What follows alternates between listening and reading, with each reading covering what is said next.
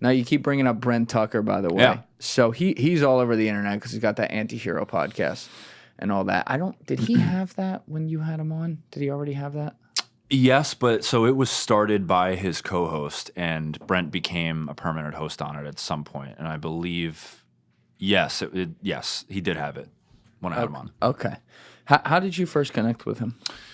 Dude, I fucking love that guy. I really do. How I first connected with him is he was my second episode, so after John. And again, like we'll talk about John and like the character of some of these people to show up and take a flight and leave their families to go on a platform that I probably had like 7,000 subs when Brent came on. But I connected with him just by reaching out to him and asking him to come on the show because I'd seen him on some other stuff, maybe Team House. What the heck else was he on that I saw him on? And I was like, this guy is, I need to have him on. So yeah, that's how we met. But great dude. And you did the whole. I like that model sometimes where it's like, you're trying to do 3-hour episodes or something like that, but guy keeps going. You're not going to stop him. So that was a couple. When you put that out, which was really good because it gives people a chance to see different parts of their story too if they're more interested in that or another. But that's another one. I mean, that's your second podcast. You start with John Kiriakou, then you go to a guy who was tip of the fucking spear. Yeah. Either get mowed down or mow down. Mow down. Yeah. Yeah, well, obviously we know what side he fell on, but like that's pretty heavy. You're jumping right the fuck in there once again. Yeah, what I will say about that is that was I think he'd be okay with me saying this, and like I hope people don't take this the wrong way, but that was a different type of nerves when I sat across from him because like I don't know, bro. That's just like he's done a lot. And just for people out there who aren't familiar with his story, can you? Yeah, so he was a former Delta Force operator, and I'm sure people are familiar that watch your show, but if they aren't, the Delta Force is the Army's Tier 1 Special Missions Unit. So it is, like you say, the very tip of the spear. Those are the guys that are, it's part of Joint Special Operations Command with SEAL Team 6. Those are the guys that are doing the fucking Bin Laden raid. So they're not going after Ahmed and flip flops with a ancient Russian pistol. Why's it got to be Ahmed? Yeah. That's dude, because John says Ahmed Schmuckmed a lot. I think it's so funny. All right. They're going after the most hardcore guys with fortified positions, up in valleys, really hard targets, like really, really terrible people. Like purse snatchers don't get on their radar. So that's who Brent is. He was a Green Beret, which is Army Special Forces for I forget how many years, and then he went to the unit for, I think, 10 years, and he retired in 2018, 2020, something like that. But yeah, that's who he is, and fucking great dude, bro. Like, he is, like, exactly, I think that's one of the biggest compliments you can pay somebody in this space is, like, he's exactly who he is off camera, on camera. And, like, if you watch Anti-Hero, they do this, which I think is a cool format. They do this Thursday Night Live thing where they just drink beers and shoot the shit. And, like, he's that guy off camera. Just super chill, really easygoing, mellow. But, yeah. Didn't you just go shooting with him, too? Oh, God, dude. What was that like? Oh, that was so much fun. Where was that? Okay, so Brent is, like, we've kept in touch after the podcast because, like, I genuinely like him as a friend. And, like, I'm sure, how do I say this? You've had a lot of people in here, and if you were in their city or if they were here, you wouldn't maybe necessarily reach out to all of them to have dinner. Not all of them. And not to say that they're not fun to hang out with. Yeah. And to be fair, I haven't gotten to hang out with all my guests like I have like a John or a Brent or whatever. Anyway, so Brent was here, and he was training the effectively the NYPD SWAT team. And so they're called ESU, which is Emergency Services Unit, and like it's a specific team of that unit. The A team is what they're called, apprehension team. And they basically, you know, if there was tiers in the NYPD, they do like the most high risk warrants, right? Like the really, really hardcore drug dealers, like serve them warrants. They do hostage rescue as part of their charter, I believe. So Brent was here teaching them CQB, which is close quarters battle. And what Brent does is he's got a company called First Responders Coffee Company, and they donate a portion of, not even proceeds, bro, of the money that they make. So it might not even be profit. They donate to first responder causes. And one of the things that he does is he gives this training to law enforcement for free. They didn't even pay for his flights or hotels or Airbnbs. Wow. And like, that's what I'm saying, man. Like, these are the kind of people, like these guys, these are the excellent people. Anyway, so he was here doing that in New York. And so we got dinner, and when I met him, he brought 2 of the guys from the team with him. So it was the 4 of us who went to Quality Meats. Have you ever been there? Uptown by Central Park? No. Deep's definitely been there. I know he's been there. Yeah, I've never been. I'm just fucking with it. It was good. Anyway, so it was the 4 of us. We had dinner, had a great time, had some cigars after dinner. And at one point, one of the guys was like, what the fuck did he say? He's like, he was talking to the other guy. And I don't know if I should say their names. Like I think they're great guys. I would love to. Yeah, stay the name off. That's fine. Yeah. So at one point, one of them was like to the other one. He's like, "Oh, did you text so and so? Like we need a role player for tomorrow." And like jokingly, I just look at him. I was like, "Oh, you need somebody to come get shot with some sim rounds or something?" And they're like, they look at each other like, "Actually, yeah, if you want." And I was like, fuck yeah, I would love that. Oh, so you wanted to get shot with sim rounds? Well, so what a role player is like... Is that like a fetish? Yeah. No. Okay. It does hurt. I'm not into pain. There's a couple zip ties there if you... Yeah, no, I'm all set. I'll leave that to you and fucking, what's his name? Tommy G's channel, right? Yeah, we got Andy back the other day. Yeah, I saw. Yeah. So basically what it was they have a whole facility. They have like a shoot house, which for people that haven't seen one, it was the first time I was in one. It's this kind of modular setup where you can configure doors in a certain way. Like they're like kind of like wood panels that you can slide around, essentially so that you can change the layout of a room every time a team does a run through of it. And they got, they make it look like an apartment. They'll have like a fucking refrigerator or a couch, different furniture types. And so what the point of it is for teams to do CQB in, right? They'll make entry however it is, and they set up scenarios for these teams to then deal with. So there might be a hostage taker, there might be an active shooter. And that was what I did. I was an active shooter role player. And dude, so the first thing, like, there is, again, I don't know, like people for some reason love this, like who's better, Delta Force or SEAL Team 6. They fucking love that. Oh, they love those arguments. So it's so funny. My only point is, I don't know who's better, but let's say it's Delta Force for the sake of argument. Delta Force is the very best in the world at CQB. So just being a part of a classroom training, having Brent teach these guys something was like, I don't know, bro. It's like having an NBA player explain to you like how to shoot a basketball. Like it's just cool, even if you're into it or if you're not. Anyway, so I go there, and my job, like I said, was to be an active shooter role player. So I basically they give you like, it was like a full face mask, like a long coat, and they gave me it was a Glock 19, and it was actually like a real Glock, but it was converted for simunitions. So it's got like a blue slide on it. If you ever see those like trainings, or like a blue bolt in an AR. Can we pull that up, Joe? Try to see that. What would you type in for that? Just type in like simunition Glock or simunition rifle. I'm sure you've seen it, and it's basically like what a sim round is it's like a high speed paint round, so that you can do force on force training safely. Yeah, there you go. Okay. So, and essentially like the actual round, like if you've gun shooting, you've held like a 9mm round or something. Yeah. It's a real round, and it's got a primer. Where like, because the gun is the exact same, so when you pull the trigger, the firing pin hits the primer, and then I guess there's gunpowder between that and the paint round, so it's like a real round, and it feels like very real.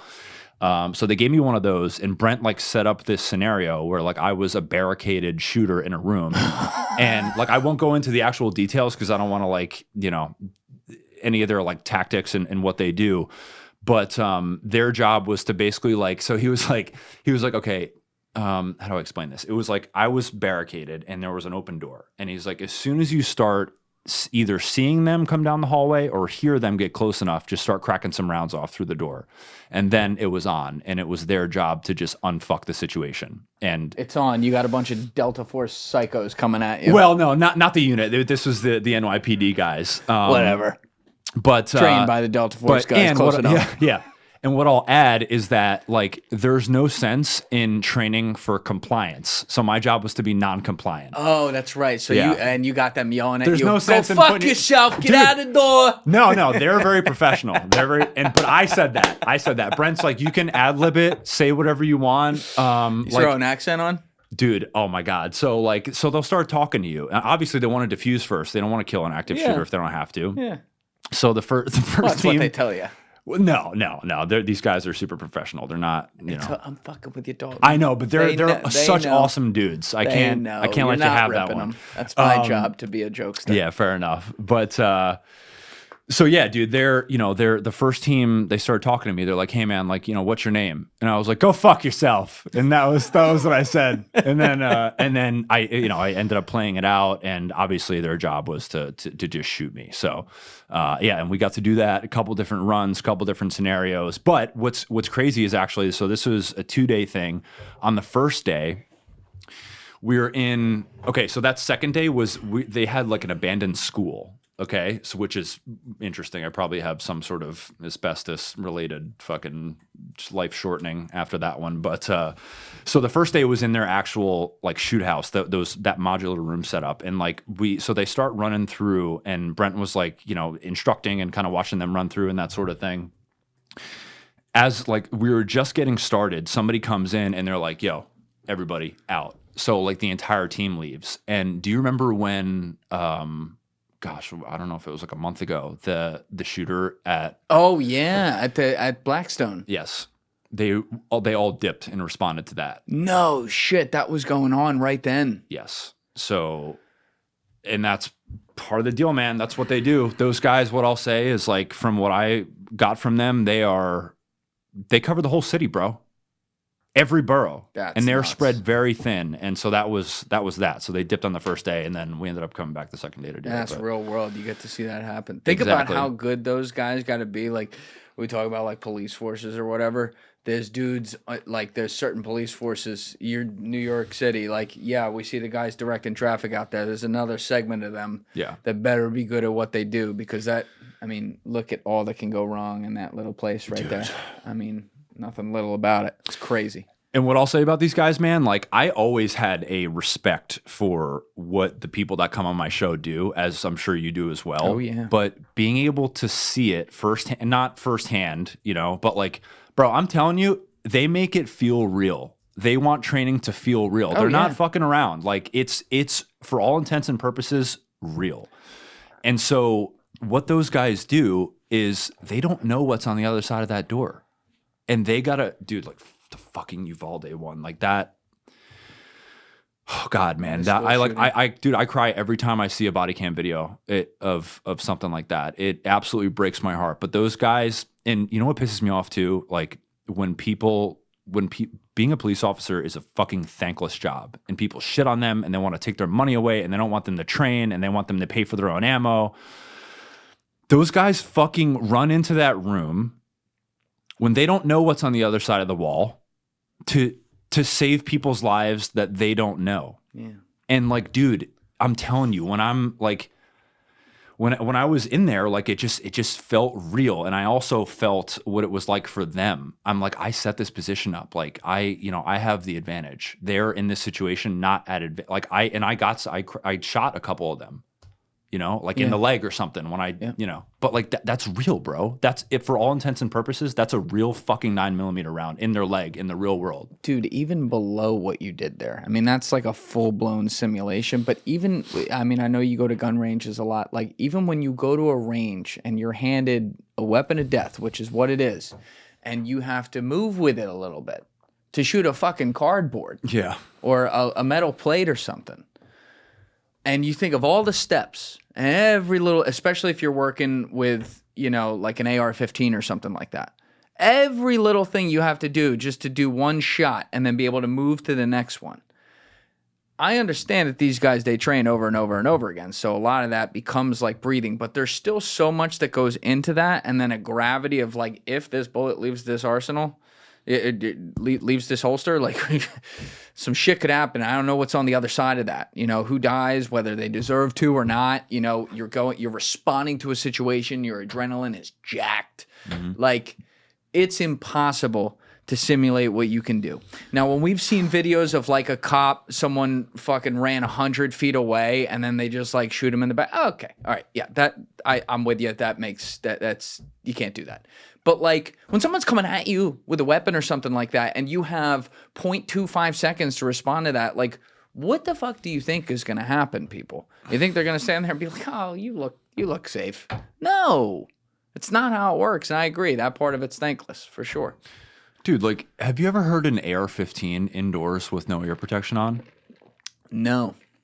It's really scary, and especially if you're not expecting it. So, like, again, that's going back to the fucking school shooting problem that, you know, we seem to have in this country. Like, it is terrifying, bro. And it's very scary. Like you said, you can train for it, but until you're in that situation that you've never seen, and it's God, I have all the respect in the world for those guys and what they do, and I'm so happy that there's people like Brent and people like that, the apprehension team, that are willing to do that, because we fucking need them, and nobody's ever going to tell me otherwise. Yeah, we also have to ask some questions about things like that, though, that are beyond the actual response and what goes into that, which absolutely, that's a critical part. But, you know, why these things happen. And people in the past, it's been quieter. I'll give credit where it's due. It's been quieter on this front of the blame. In the past, it's just been, well, it's guns. Okay, yeah, I don't think a 17-year-old should be getting their hands on an AR-15. I could agree with that. But like when you're going to start to try to legislate, quote unquote, people's rights to bear arms, that runs into a lot of slippery slopes and issues. The thing that annoys me and has annoyed me for a long time about this conversation and other ones like it is when we're not looking at things that are not outliers, which are, you look at a lot of these, I don't know, little demons who have done this shit. They're on SSRIs. They didn't have any friends. There were signs, and you know, you got to ask yourself some questions like, what are we doing chemically to some kids in this country, and how is that affecting the wiring of someone whose body is still developing? Because a lot of the times these shooters are 15, 16, 17, 18 years old. And I still, after all these years, Parkland was 2018, Uvalde, I want to say, was 2021. Maybe I'm wrong, but somewhere in that area, you know. Fucking Columbine was 25, 30 years ago. It's like, that's still not a loud conversation. And you would think, especially in the post-COVID era where people are thinking about some of this stuff more, about like, well, how much are we putting out there that's just accepted to be put in our bodies? Are you ever surprised that we don't have that a little openly now? Dude, I think that's an exceptionally valid point. And like, I don't believe that, you know, a firearm is a tool. It's not going to kill people on its own. That's right. Unless it's a SIG P320. I don't know if you've been keeping up with that drama. That was a little joke some people might enjoy, but I have not kept up with that drama. Apparently, you know, unfortunately, I have two of them, and whatever. There is a SIG model called, you could probably look this up, Joe, but it's the P320. It's like their fucking Glock 19. It's their flagship, and there is a lot coming out now about that weapon discharging or uncommanded discharge. So there's videos of it going off in the holster for police officers and like putting one in their leg, and like essentially they're, a lot of the times people, their defense in the beginning was that, oh, you know, your keys got stuck in the trigger well, like in your holster, and like now there's a bunch coming out about like they're not able to explain it. So it's a big thing. A fucking open AI Glock. Dude, it's a big thing in the firearms community. Wow. Yeah, so that's scary. It's very scary. Yeah, SIG M18 pistol returned to service by Air Force Global Strike Command. Can we go down, Joe, on the article? A lot of police departments are ditching Air Force it. Global Strike Command has returned the M18 modular handgun system pistols back into service. The command paused use of the sidearm to inspect them starting on July 21st following the death of an airman at F.E. Warren Air Force Base in Wyoming, which TWC was first to report. A week later, some units in Air Combat Command instituted a similar pause, though the status of that is unclear. We've reached out to ACC for comment. The M18 and the larger M17 are used by all U.S. military services, widely replacing the Beretta M9. The weapons, as well as their civilian P320 counterparts, have been fraught with controversy with a drop-safe issue early on in its adoption, which is now fixed, and allegations and lawsuits over the gun going off without the user pulling the trigger with their finger. That is fucking terrifying. Yeah, so is that made in China? No, it's made in New Hampshire, I believe. God damn it, New Hampshire. But the one thing I'll say about this one, about the airman being killed, I think there was some foul play that came out after the fact. So I obviously want to be specific about that one. But regardless of this one or not, there's a lot of these coming out about the 320. So yeah, we started this week. Yeah, You were talking about how guns are a tool and they don't shoot themselves except for this one. Yeah. But yeah, man, that's how I think of it. But at the end of the day, I think that there needs to be, I don't know what the right answer is. I know people are super staunch on like, it's in the fucking Constitution, and I agree with that. But at the end of the day, I think like, it's also different state by state. So in Jersey, you have to go through a background check. And I don't see why that's an issue elsewhere. Like, why not? What's the problem with that? Yeah, I think people get upset when they feel like they're legislating the background checks in a sense that they can say like, oh, this is going to take a year and eventually it'll take 2 years or something like that. I get that, but I'm with you. I think like, there's a constitutional right, but there's also a line. So like, should a child predator who's out of prison be able to buy access to a gun? No, I don't think they should. Right? I would agree. Yeah. So there's a line somewhere, and I will admit it turns into a weird line because you start with something obvious like that, and then it works its way all the way back to something that's like, wait a minute, what's wrong with that person owning a gun? They were speeding, they were doing 65 into 55, and they can't own a gun? Right. Like, it gets a little crazy, and that's where people get uptight. I understand that. And there's truth to it too, because like that's why organizations like the NRA and 2A defense organizations, that's why they're so serious about not letting the other side have an inch, because and I get it, you take an inch and then you want another inch and then another inch, and then before you know it. Yeah. Kind of crazy, though, that you mentioned those guys getting called out to that Blackstone shooting. That motherfucker was just, I mean, do we have an image of that? Oh, God, Steve, dude, he was that just picture fucking, is- he was walking like down the street. Omar Little in the middle of Manhattan just with the gun toed. I swear to God, he was whistling like, Super chill. And then Super just chill. like psycho. Now, Yeah, look at him. I haven't, look at that. Not giving a fuck. In the middle of a square, like no one said anything. No one's like, hey. I mean, hey, I guess if you're sure of the fact that that's the last 20 minutes, like, fuck it, let it rip, but that just speaks to the insanity of these people, bro. Now here's the thing on this one. And I want to preface this by saying we got to be so careful with running with narratives. That's what tinfoil hat internet does way too much of. But this guy had been a football player. I can't remember if he went like semi-pro. He didn't make it to the NFL, but this was where the NFL offices were, and he had written some sort of last letter or manifesto claiming he had CTE and was upset at the NFL and all that for doing that. Felt like football had done it to him. That said, he did shoot someone, I believe, in the lobby who worked for NFL, but he went up to the Blackstone floors, and he gunned down an innocent woman who was doing nothing wrong. I want to be very clear on that.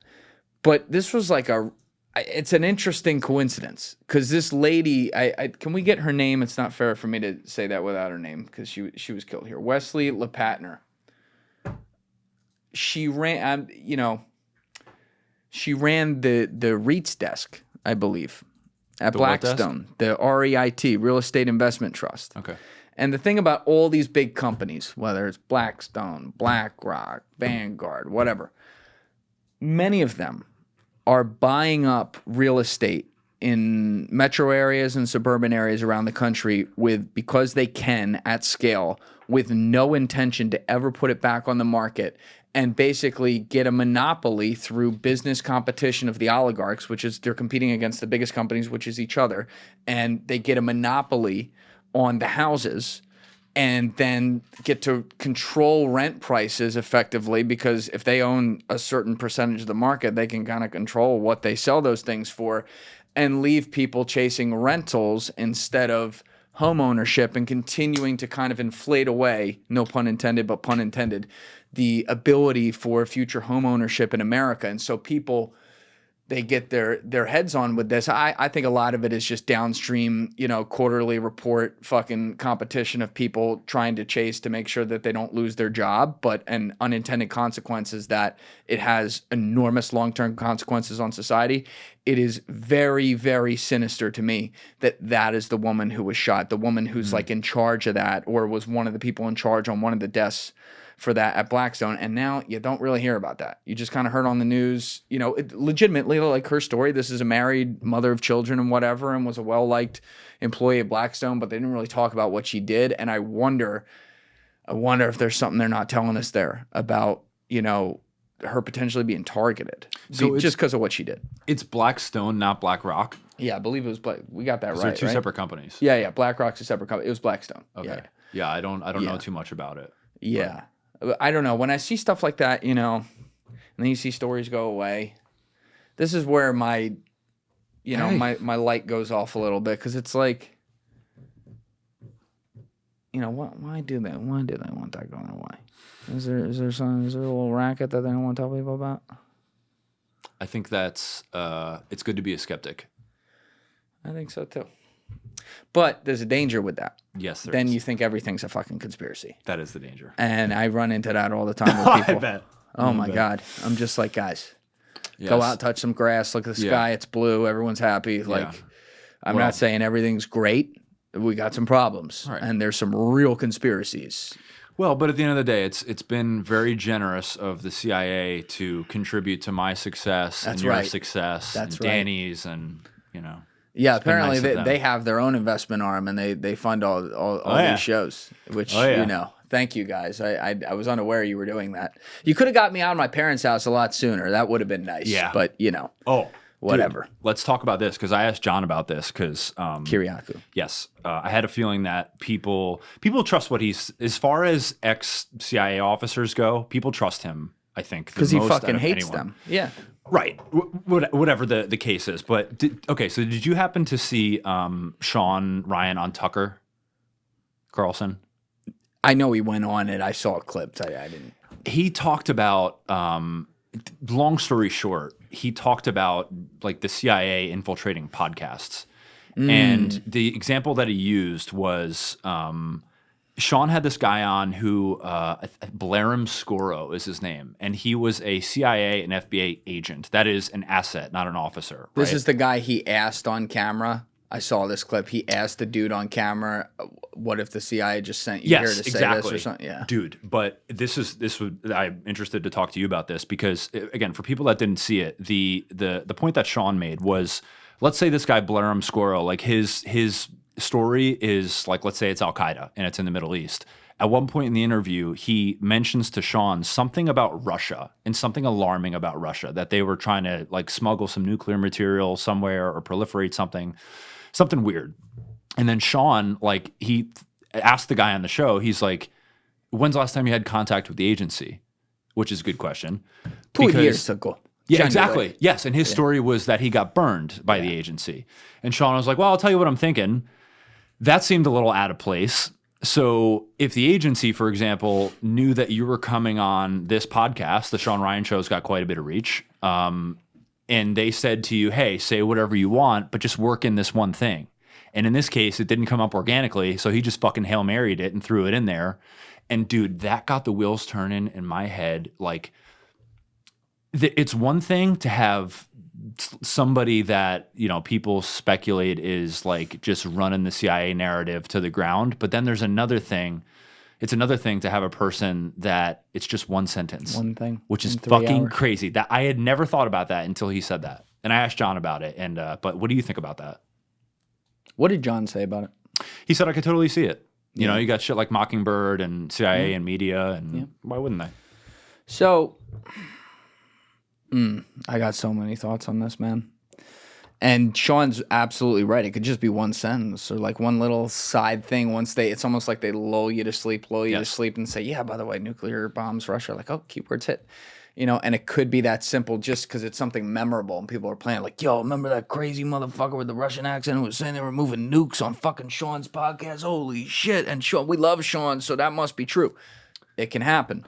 But I always look at it this way. Like when people flip out about like Bustamante being on or something like that, it's funny because I'm like, first of all, y'all are going to hold him in check in the comments section. Secondly, you know who he is. It's on his resume. And I tell him to his face every time, I don't think you ever left. And I think most of you people haven't left. And everyone out there thinks the same thing. So it's open. It's right in front of you. Where I get way more concerned is exactly what you're talking about. When it's someone who comes in here and that's not on their resume. It could be someone in here for something not even fucking geopolitical. Yeah. Nothing to do with it.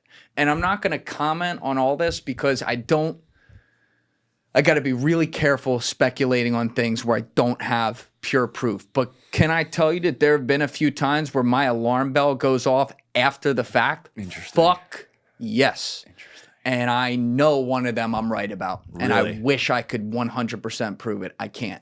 But there is one that I know I'm right about. And it's like, well, what? And I go through the tape. I'm like, well, what did they say that could have been something? And that's the worst part. I don't know. Can you give any context on camera, or are we going to have to talk about this off camera? No, I haven't even given context to people about it off camera. I've kept this with me and myself. Because it's a big claim. It's a big claim. But and I'm not even saying that's like CIA or something. What I understand about the world that I've learned talking with a lot of different people is that to say the world is run by intelligence agencies is a lazy statement because it's actually deeper than that. It's not necessarily, in my opinion. There's forces we can't see. We can talk about that too. But the forces you can see, let's focus on the intelligence agencies. It's not so much that it's run by them. It's run by the consequences that they view, as Bustamante would say, the casualties in the real world of the actions that they take against each other covertly. And that includes people who diplomatically are friends. Below the surface, these guys can tell you all they want. Yes, the Five Eyes get along more than others. Yes, they share intelligence. No one's full friends. Do you fuck over your friends once in a while because you're afraid they're going to do something to you? No, you don't, right? If you do, that's not a healthy friendship. Got news for you. They're all like that, and it's human nature. So we are living in a world that is just the result of the casualties that occur in these underground things that have nothing to do with who anyone votes for, by the way. It's beyond that. It's past that. And so, yeah, why wouldn't that affect podcasts? How many podcasts has Joe Rogan done, including the MMA show? Almost 3,000, probably like 2,800, something like that. I remember he went on Lex Friedman's show a few years ago, and he talked about it. He thinks about it too. He's like, I fucking talk to 4 people a week. One guy does this, another guy does that, another girl does that. I don't know who the fuck all these people are, nor would I expect him to, by the way. We've seen them do it in traditional media forever, and they're even more open about it there. So, to some extent, my opinion at this point, cynical as it may be, is that anyone in this space, including people that don't even cover these types of events, and there's some sort of, 4D chess second layer to whatever it is that their audience is who listens to them.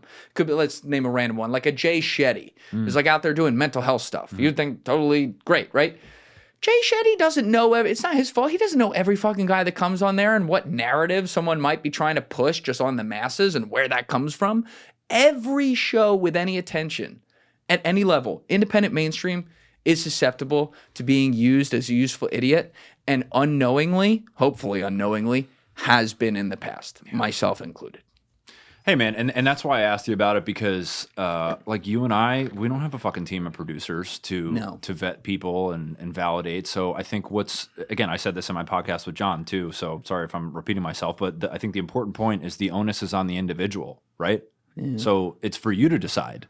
Like you may have just heard a CIA whatever narrative, but that's for you to decide, man. And I think there's there's still at the same time, there's a line where you and I decide where the line is for who we platform in the first place. But parallel to that line, people have to take everything everyone says with a grain of salt. Yeah. But I think, dude, something that's so interesting to me, like going back to your point about the unseen forces, like, fuck, man, we are so divided in this country, and people are up in arms against each other about this narrative versus this one. And I just like, I feel dirty when I get involved with it. So I try to keep it. First of all, I keep it entirely out of my show. I don't want to fucking talk about it. I'm not interested in it. I don't like it at all. I don't talk about it with my friends, whatever. But what I think about is that we got these people fighting over these narratives, but we're not even privy to what's going on behind the scenes. That's right. Like, I just talked to fucking sorry, I keep bringing up John. It just happened. Yeah. Great guy to bring up. Exactly. But for example, Netanyahu has asked every president to bomb Iran, and Trump is the first one to do it. And so what people think is like, this is what it is at face value. But I would like to think there is some information behind a classification that you and I don't know about, and there's some reason behind this decision. That's, again, that I'm not giving my opinion on that example. That's just an example. Or, because now we look back at it and Monday morning quarterback it and say, oh, well, we armed the Mujahideen in the 80s, and now look what the fuck you did. But at the time, I'd like to believe it's, naive, maybe, I'll just call it out, but that they were acting on what information was available to them in that sort of manner. But I don't know, dude. I think about that a lot, and just the fact that, it's all a big fucking show, and we don't see what's behind the curtain. And that, to answer your question, is what I love about having Delta Force operators and CIA officers on, is like, that's the ground truth. Those are the guys that the people in fucking air-conditioned offices in D.C. sent to do those things. As best as they can see it, where they weren't compartmentalized. But I'll take it from them over some politician on CNN or Fox. Absolutely, and I can appreciate it a lot more from them, too, because they actually had to do the hard things. Yes. I think it's a great point. I think, to answer your question with a hypothesis, the reason Netanyahu might have been successful at getting Trump to bomb Iran is sitting on East 71st Street. And, that's just what it is. There are things that seem by the way, is that Epstein's penthouse? Yeah. Or townhouse, rather? Sorry to interrupt you, but I wasn't sure. 90 71st Street. Interesting. And it's like, we now have entered a time period where we still don't know shit, right? But with the internet, we know the toilet. We don't see all the piping, but we can see the water in the toilet for the first time and actually aim and shoot, right? No pun intended on that. But,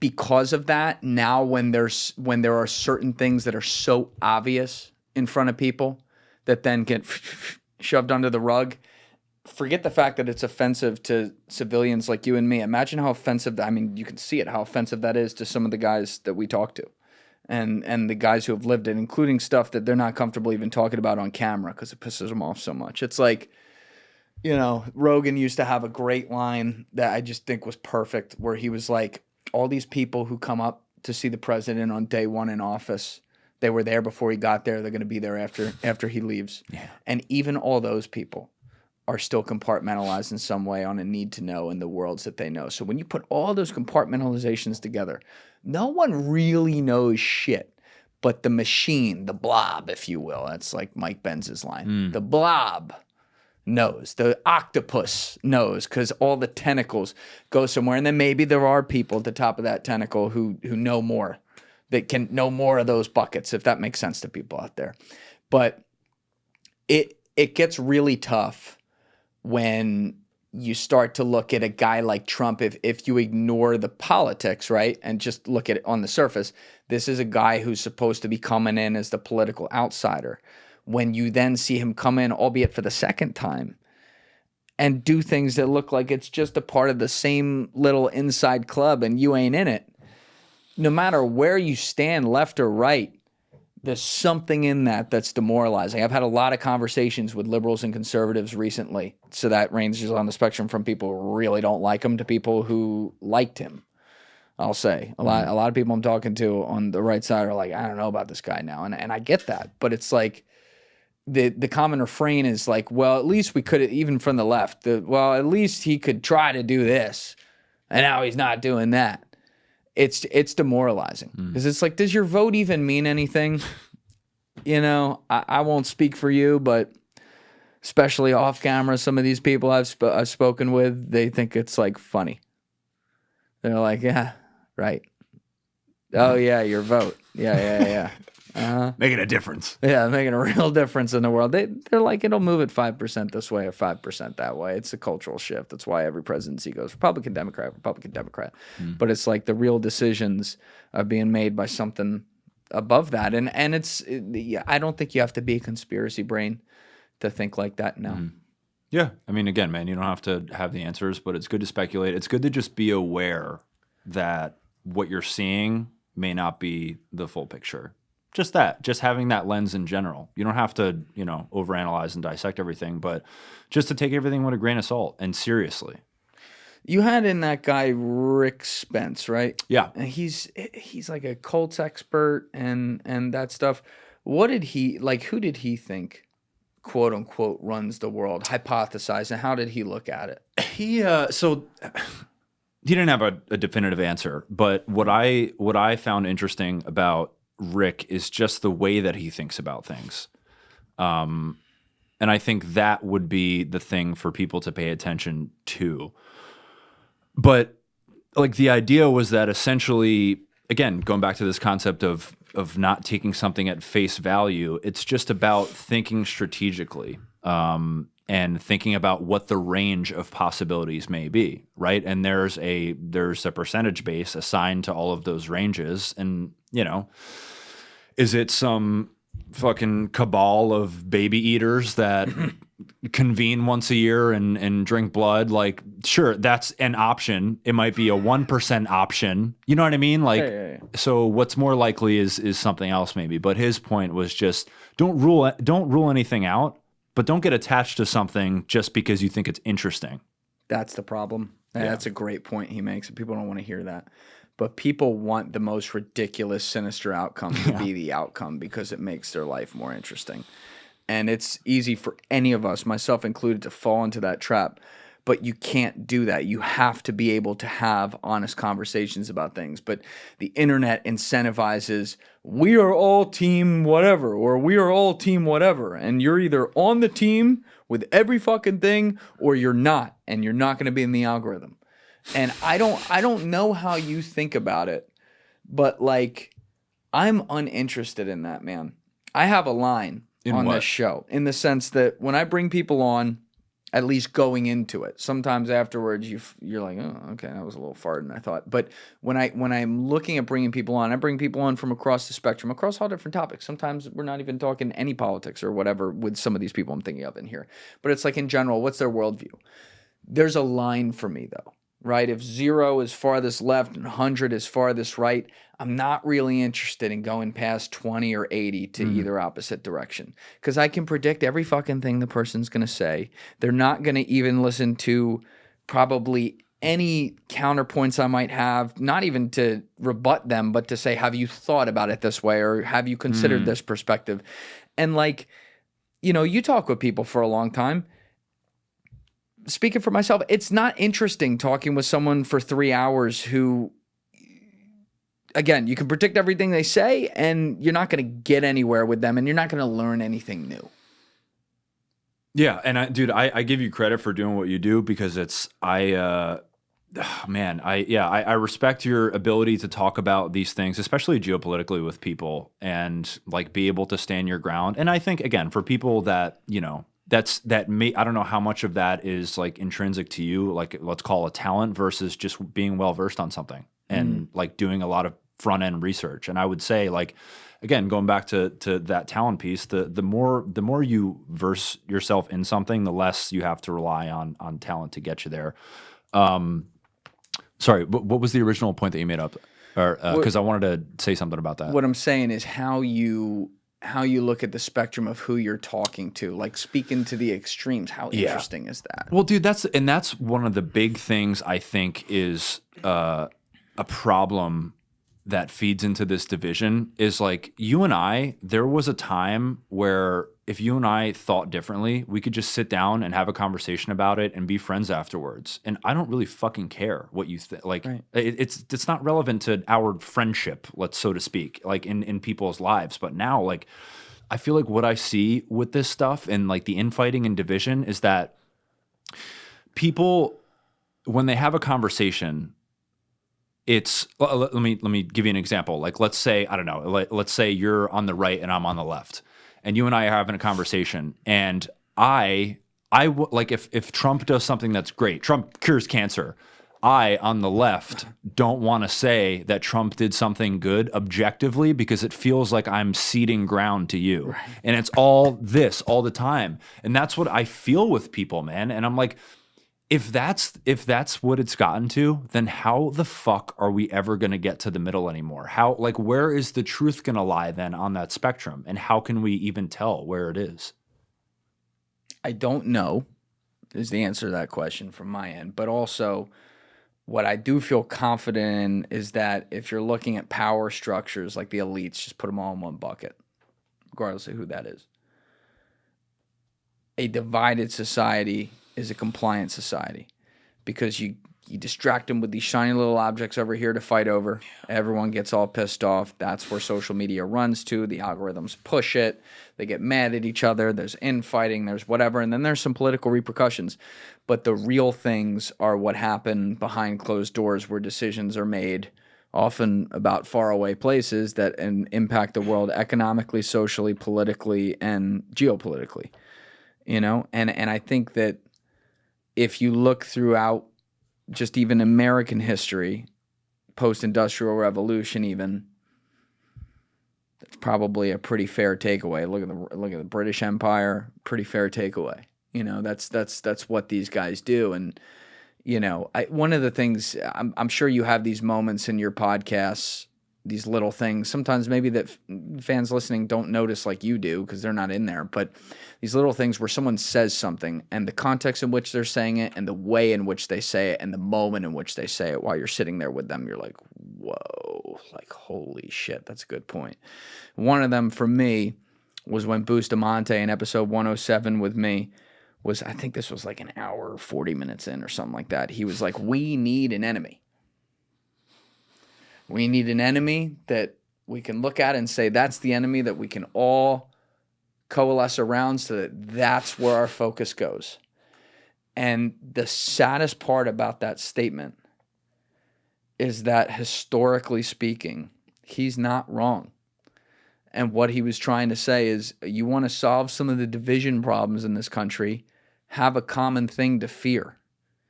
And right now, the common thing that we fear is each other. We need to point that outward, which is sinister as fuck and has massive implications towards human life on this planet. So I don't support that. But psychologically, I have to look at this objectively and say, like, is he wrong? I don't know. I don't think so. Right? Do you think that exists right now? Like some sort of enemy that everyone can coalesce around and look at that you think is going to get worse?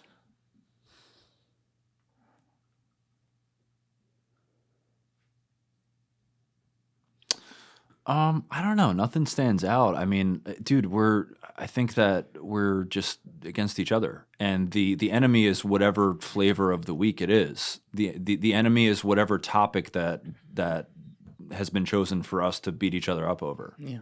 Why? Does something stand out to you that I'm missing? Because I might very well be. No, I don't disagree with you. I think what they want it to be now is China. And that's understandable, the size of their GDP, some of the soft power they're doing around the world, certainly. And like, you know, it's run by the CCP, which it's politically, we can complain all we want about what we got here. It's way better than that. So some of that would make sense on paper, but it's like also, you know, no one's thrown a bomb at us. No one's done anything like that. And they want people to, whoever they are, They want people to get so into fighting against an ideology like that. And I don't think, I think the louder noise of social media and things that are happening here is drowning that out. And so, yeah, we're divided, so we're compliant in a lot of ways, but it's a pain in the ass, I'm sure, for the elites, because now all these idiots got a goddamn voice on the internet. You know, I'm sure it drives them nuts when they see like the biggest show in the world is Joe Rogan, who's like a fucking comedian cage fighting analyst who talks with whoever he wants, and God bless him for doing it, you know? Crazy, man.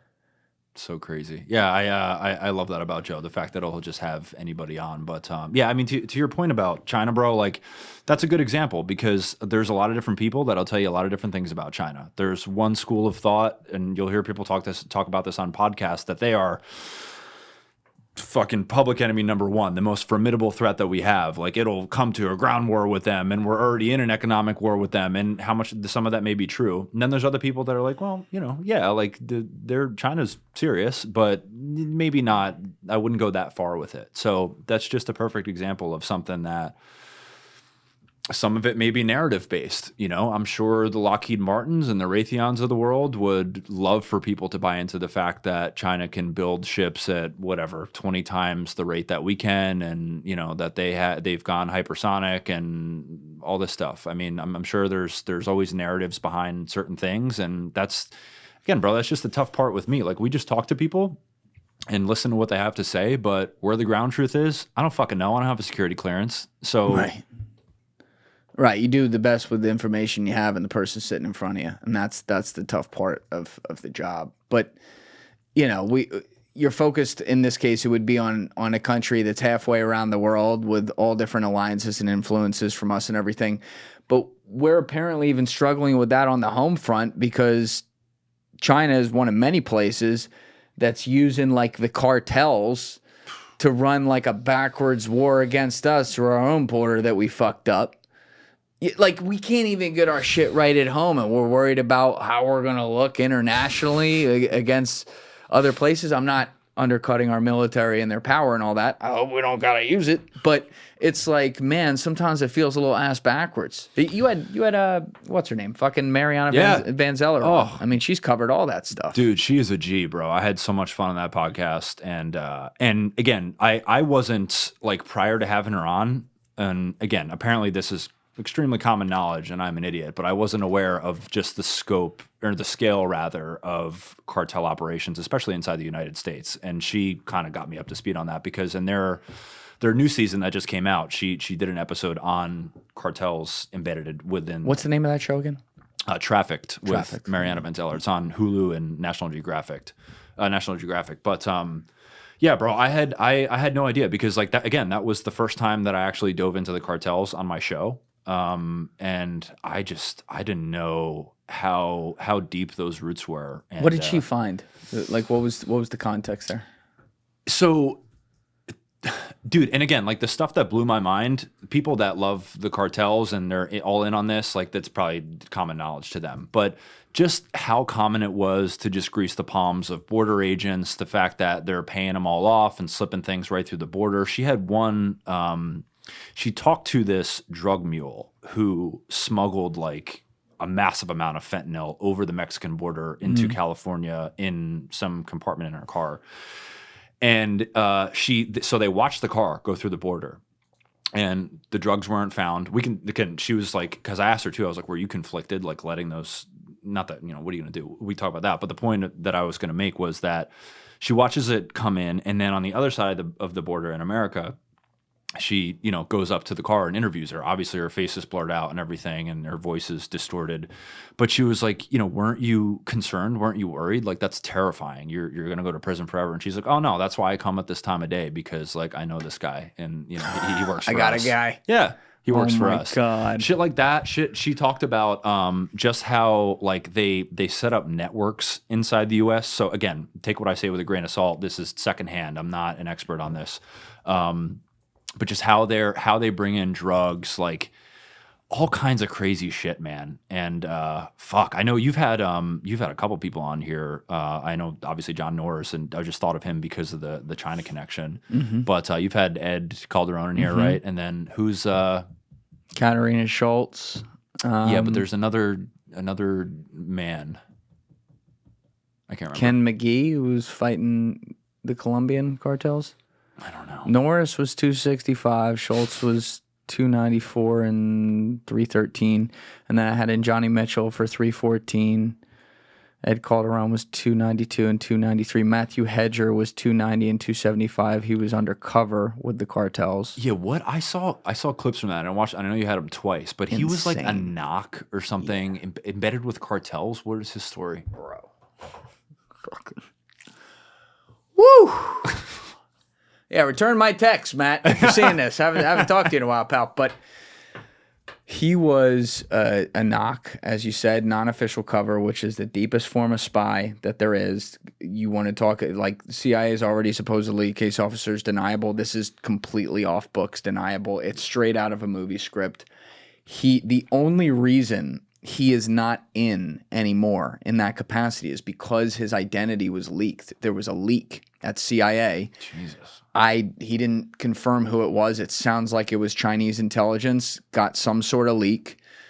I can't confirm that, but that's what I implied or inferred from what he was saying.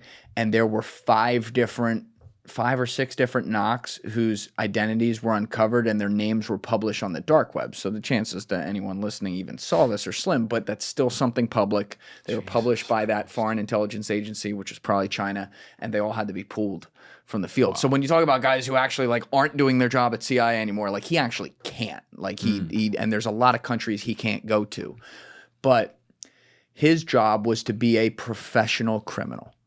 They trained him to be a money laundering expert in particularly, and he had to play the role of a guy who was working at, a regular corporation who had this skill and at first infiltrated biker gangs and eventually through those connections just happened to be able to infiltrate the cartels. And the idea was that it's not like to infiltrate it to then use those organizations to actually commit the crimes, though he was doing money laundering for them and other things. So it's like they are doing crimes, but it was more so like, take the biker gang example.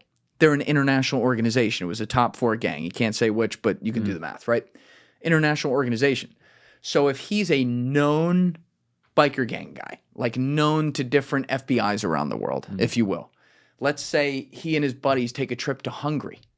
He gets into the country. What's the intelligence saying there? They're like, oh yeah, these are biker gang guys. He's identified as a biker gang guy. So when he goes back to his hotel, changes his identity for a second and goes and does some nuclear football meetup with some Russian fucking arms dealer that has nothing to do with the biker gang, he's not even being trailed to be looked at for that because he's not suspected. It's like double level spying so that you can do all these horrible things for 99.9% of the time. And then that 0.1% of the time, it gives you a cover as a criminal to step out the back door for a minute and go do real CIA shit. So this is what he would do. And he ended up in the cartels. And this was the craziest thing, Dalton. This is like when it comes full circle and you're like, fuck. He's sitting here on March 5th. And I had Shawn in here the second time with him, she was a DIA lady. And he tells the story, the second podcast we did, number 290, he tells the story about how he personally flipped a top 10 guy at a top 10 bank, normal dude, to launder money for the cartels. And he runs through American bank? Not going to say. Did he say? No. Okay. But like top 10 bank, top 10 guy, normal guy, didn't have blackmail on him, just got him to flip. Oh, yeah. Right? And then they used this because that was his job to do for the cartels, and he was really good at it. And he goes through this whole thing. A week later to the day, I have Ed Calderon sitting there. And Ed Calderon at one point is like, so, I mean, are we not going to talk about the CIA? And how come on, Julian, Dorey. And how they're flipping big bankers at top 10 banks and top 10 guys? Oh, yeah, they're doing that. I'm like, no shit. I'm like, hold on, let me check these goosebumps. Funny you say that, Ed. I had the guy who actually is responsible for doing that sitting in that chair a week ago. And Ed didn't even flinch. He's like, well, there you go. Oh. Like, there's your proof. But it's like, this world is so complicated. Now, that's one where we're actually inside it and doing things. And yet, in the same world where we can pull off that kind of stuff, like our people or whatever, Mariana's uncovering all the shit that we can't even keep our own leaks together. Like on a basic level, like a basic mules coming across the border with fucking fentanyl to kill our kids. It bothers me so much. It's like there's chosen places for competency and there's chosen designated places where we just decide we don't need it. And who ends up paying the price is the citizens of the country. God, bro. I mean, first of all, I think that she says this too, but the unfortunate part of it is that none of this, fentanyl being smuggled over the border would be relevant if there wasn't a demand here for it. Thank you guys for checking out this clip. If you haven't already subscribed, please subscribe and hit the like button on this video. It is a huge, huge help. And if you'd like to check out this clip's full podcast episode, that link is in the description below or right here. And finally, you can follow me on Instagram and X by using the links in my description below.